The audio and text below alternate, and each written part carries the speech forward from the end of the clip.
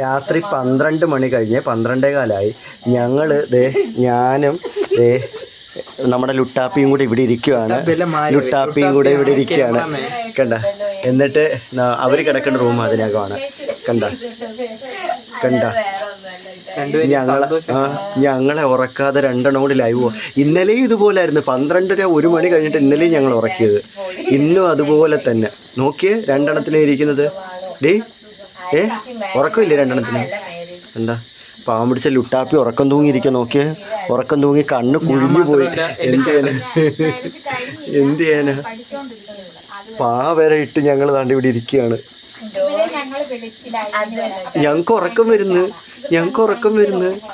ആ 12:30 കണ്ട അഹങ്കാരം കണ്ട.